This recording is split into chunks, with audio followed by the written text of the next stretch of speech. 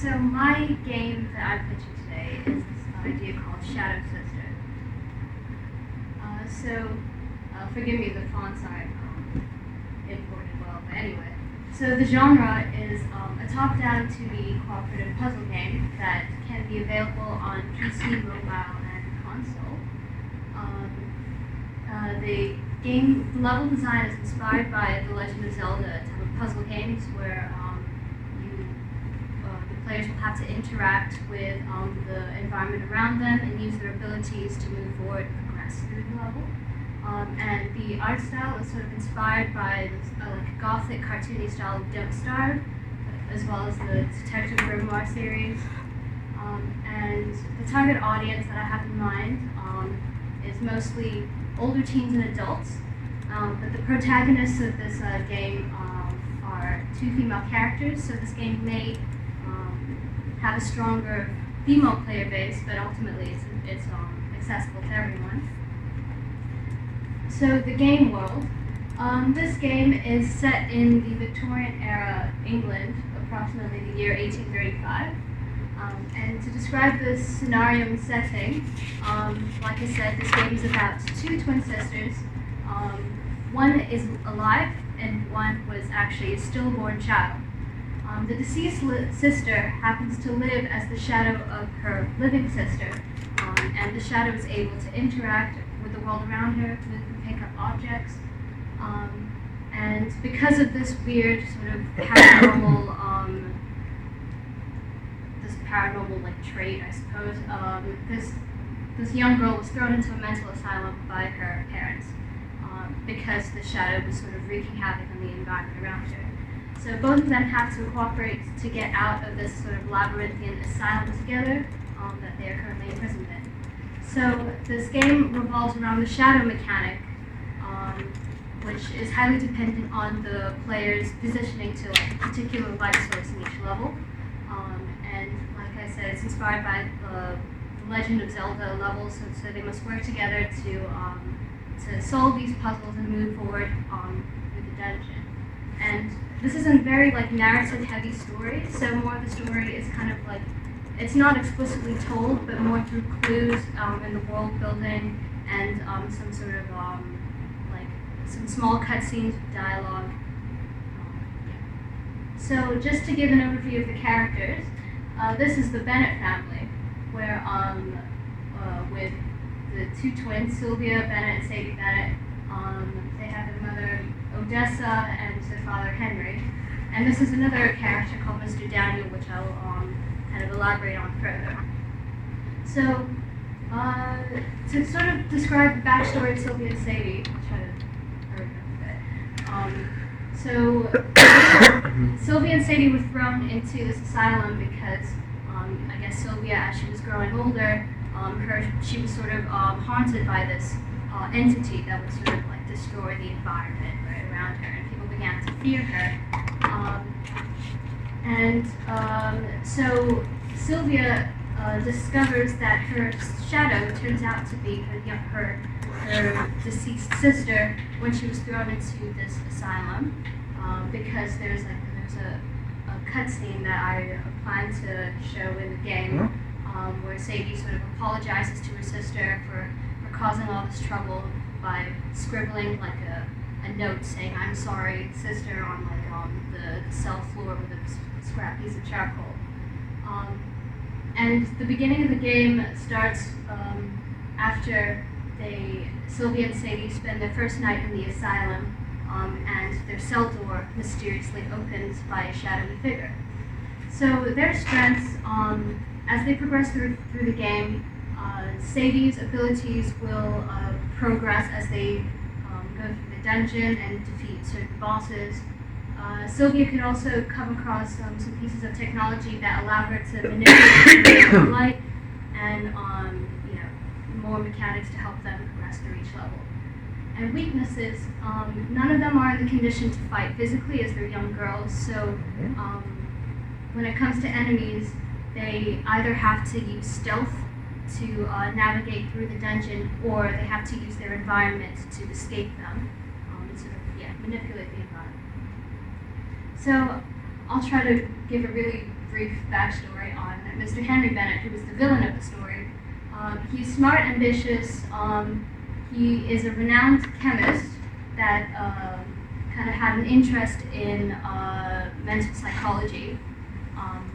He studied under this man, who's an actual person, Jan Jacob Berzelius, who is one of the founders, the pioneers of organic chemistry.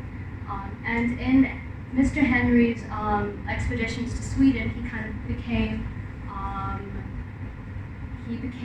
fascinated with the use of psychedelic mushrooms, and so he sort of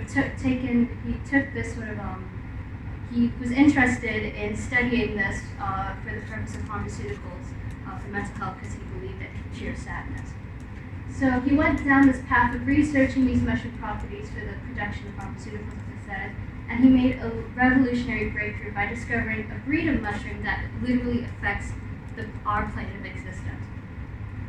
So his downfall to villainy is he just began experimenting on people that he deemed appropriate, kind of Sweeney Todd style.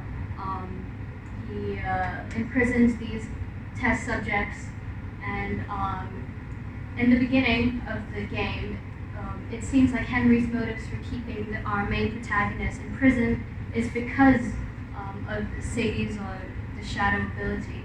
But there's a deeper meaning to it, which the players will discover as they progress through the game. So the mother is she's a woman of Russian nobility. She met Henry at a party, and basically, Mother Odessa and Henry kind of had a souring relationship over the years. And this character, Daniel, he is a loyal servant to Henry's household.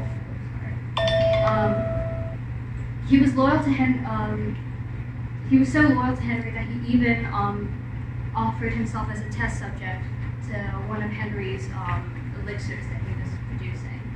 The experiments took a dark turn when Daniel gained shadow-like powers, kind of similar to Sylvia and Sadie's. The main difference is that his shadow is not conscious, so they agreed to keep this ability to the degree. And with Odessa's souring relationship, Daniel also began to despise Mr. Henry. So, because of the way that he was treating his family, he was neglecting his wife. He was didn't want he didn't want daughters. He wanted sons. One thing led to another, and later in the game, it is revealed that Sylvia and Sadie are actually Daniel's children and not Henry's. So. Henry began to suspect that there was something more to it when he noticed these shadow-like abilities because of what his previous experiments with Daniel, and so that led him into a fit of rage and imprisoned Daniel and injected a high concentration of this elixir that is causing Daniel to sort of disappear from existence over the years. So to go over the really basic mechanics, it is essentially one player controls Sadie, who is the shadow. One player controls Sylvia, who is the main character. And since Sadie is kind of bound to Sylvia's actions, both of them would sort of have to when it comes to doing particular actions, they would have to input like a button. They have to press it together in order to either extinguish a flame or hold onto a lever. This will be introduced in the tutorial level that happens right before Sylvia and Sadie's door mysteriously opens. So players would have the option to try out these different mechanics, like pulling a poster down from the wall, or extinguishing a flame, or putting it relighting it back. I didn't finish my sentence, but UI buttons will sort of guide the player when they're in front of an interactable object. The progression of the story, it starts off with, progression of the levels. It starts off with they're in their starting position. In the beginning case, it's like they're in their cell. They progress through a series of dungeon puzzle rooms, and they enter some sort of like main hall where they can either have to unlock, this door to the boss level by completing this room. And there's also going to be opportunities for a different sort of room, which is unlocked with this thing called Shadow Essence, which I'll explain with the economy. Shadow Essences are like a collectible item that allows Sylvia and Sadie to unlock certain rooms in the dungeon. And the lore explanation is that this shadow power, they are an essence of power that will allow them to break open certain locks that are resistant to simple lock picking. So it's essentially Sadie gets stronger as she progresses through the levels and gains these collectibles. And yeah.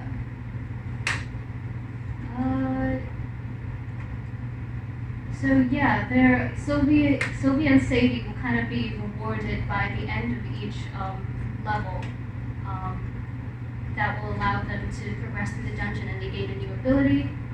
And each boss is sort of a character that they will confront that Henry has tested. You're at 11 minutes now. Okay. I think you need to wind up. Yeah, so to summarize, it's a narrative-heavy story about two twins. There is a cooperative shadow mechanics to help solve the game's puzzle dungeons. And progression is evident in the player's abilities and the story. And yeah, that's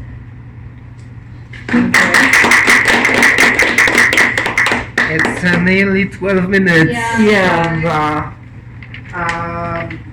Which is longer than you're allowed for the final pitch. Yes. Yes. Very good if you just remove half of this. Okay, nearly half of this. Okay. And really, we got too many details that may be very important for you, but are definitely not so relevant for us. Okay. I'm starting with first of all, very good visuals. Okay. I was really inside your story just looking at the pictures, and I love your design of this. I'm not sure if these are your drawings or No, that's not mine. I kind of tampered with them. Yeah, but they are really good. But first of all, since you started your presentation, you tried to start and you couldn't start. You told us everything about the game genre, about the art style, what is inspired by, what is your audience, and why, what is your protagonist, and why, how it affects to the audience. And we still didn't have a clue what the game is about. Okay? And then we got another slide, and this was one of your best, when you introduced, I think, number 2 or something like this, near the beginning. When you introduced, first of all, you had a beautiful picture, which was a really great illustration of, yes, this one. No, I think the previous one. Even previous one. No. So that was that one. yes. Yeah, so setting. Okay, and we started to learn something about your actual game. One thing that I don't like in this slide is that it says overall game works. Okay? And it's in a position that suggests that this is the heading for the entire slide. Alright? And we have here our game work, but also have story and gameplay, have the main character. Okay? So there's something staying with this label game work. But other than that, we get a picture of the main character, we have the story. Excellent. This was absolutely excellent. And then I think it wasn't really relevant for us to know all the backstories of other characters. When you introduce your game, this is background. These are background characters. They should be mentioned in a few sentences just to explain how Sylvia got into the situation she was. So you could just say that this guy, Henry Bennett, this is the main name. Is he the husband to this son and father of Sylvia? Yeah, but I think that this story could be just told in half a minute. Like Sylvia had a villain father who was a chemist. You could show all these visuals with this plate of Swedish chemistry, but you don't have to talk about all the details. Right? If you give us visual information, visual associations are really powerful, okay? And you don't have to tell every little detail. So you could just say that it was a scientist, evil, started experiments on human beings, and even experimented on his daughter, okay? Eventually making her imprisoned in the asylum, and this is how the story begins, alright? And you could do it really in 7 minutes, no problem, Okay. alright? Why Sylvia? Why? What made you choose? Oh, the Because name this Sylvia connotation is Sadie. quite obvious. Why Sylvia? I just like the name. The name. I wanted the alliteration, Shadow Sisters. So You know what Sylvia? Sylvia comes from Latin. Sylvia means forest. Okay. Okay. And if I can see here Sadie, okay, and here Sylvia, my immediate question was why forest? Okay. So perhaps you might look for another name that would have a bigger connotation. I might recommend Clara, which means light. Okay? If you had a Clara and Sadie, or Joy, something, Joy and Sadie.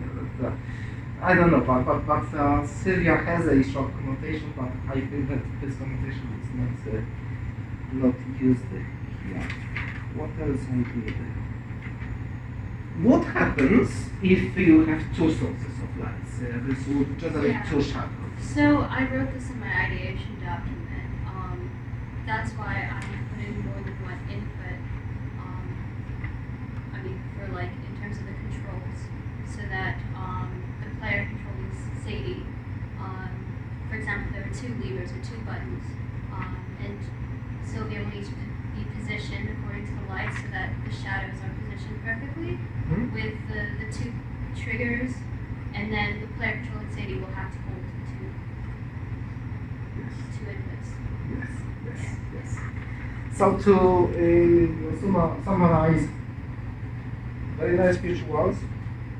First of all, the game idea, which I really like. But through the fact that you used 12 minutes to present it, Okay, that's fine. by the time you arrived to the very interesting moment in which you explained the mechanics and using both characters to, I think it's quite an obvious new thing in gaming that you can operate Shadow and the main character at the same time. Actually quite a challenge for coders as well. But something that they can definitely do. Yeah, absolutely. It was so late that you were hurrying, okay? And we are already quite tired with all those details about the family and Mr. Bennett and Mr. Daniel and Mrs. Odessa and so on, okay? Too many details, too long, apart from that, excellent. Hope? Yeah, I agree. Too much focus on the story, Okay. which we just need the top kind of line, and we don't need particularly to know. You can just say there's a twist, Right. without really Yeah. leading us up to it and telling us exactly what it is. Yeah, and I think even in the game you would find it difficult to provide all these details. This could be something that you know, and you write it in your story document, so that all the team can know the entire story. So to keep it consistent, as a game designer, or even the wider game development team member, okay, you should know considerably more about the story than the real player needs, okay? Just because you need to keep everything consistent, right? But plus, you can also publish it as lore, or have a book, you know, Oh, that, yes. that says history or Could something. that be an artifact? Yeah, I submit. Could be. I might do that could be. instead. 'Cause I thought I had to So- include all of this In the pitch. in the pitch, but And the game design document can have an appendix with the story. right, okay, sure. Yes, and having more details about the story than you can really put into the game means that you have ideal material for future monetization. Okay, some elements of your game universe that can be used for creating future versions, sequels, prequels. Just imagine a game which is a prequel to this and starts with Sylvia being just a happy girl. Okay? Yeah. Yeah, because I How think it we happened. have 1, 2, 3, 4, 5, 6, 7, 8. No, that's 8.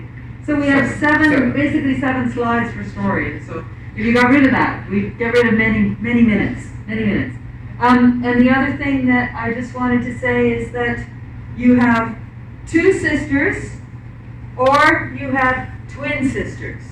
Sorry, If you have 2 twins, you have 4 people.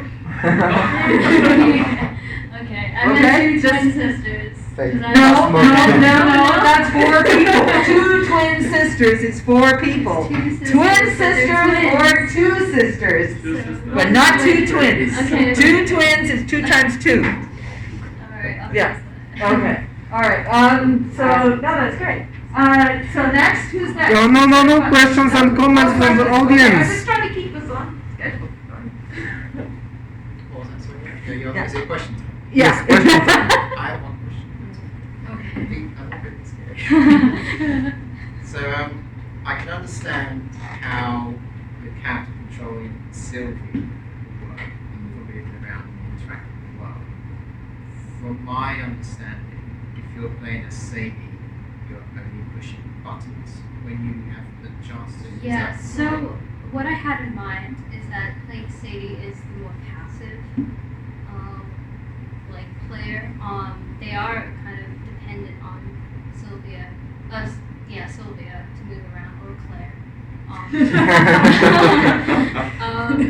But I didn't mention this, but I was also thinking of how to increase Sadie's interaction with the world, so that could come with the upgrades.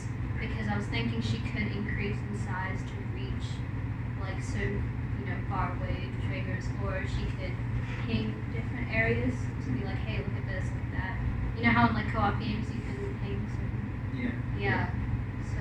You have to decide about the precise level of control, because Yeah. you can move the character to a position, but then doing something may require a gesture of a hand. Would it be done automatically when you arrive to the position? So solve the puzzle basically. Or you would have to instruct your character, okay, raise your arm. like this. That is actually something I'm trying to deliberate. I've written it in my ideation document. Some movements for Sylvia. She can move her arms here. She can stretch it or do that. Yeah, but remember that Right. some details can be done automatically by the game as Yeah. well. So you don't have to think that player has to control absolutely every aspect. Okay, and I think that this mechanics, it looks mostly like a mechanics of a 3D puzzle, portalish, something like that. Okay, and in Portal, for example, the most important thing is that you find the logical solution of a problem. So if you make the player solve the physical, the logical puzzle, you can just put the player, the girl, whatever her name is, at the position, and she may complete the action. Okay? It's something I thought of maybe that might make it may make the shadow more involved if you were to try and make the shadow, if you were trying to make it the same involved, is perhaps it's less of a literal normal shadow and it's more like a paranormal shadow that can kind of stretch and bend a little bit, and maybe if you're still using light source, maybe instead of it being, the direction of the light, perhaps it could be more about if there's enough light, your shadow gets dimmer and dimmer and dimmer until the shadow's gone, and it's that's a resource in a way, if you see what I mean. As a just something that occurred to me that might be happening.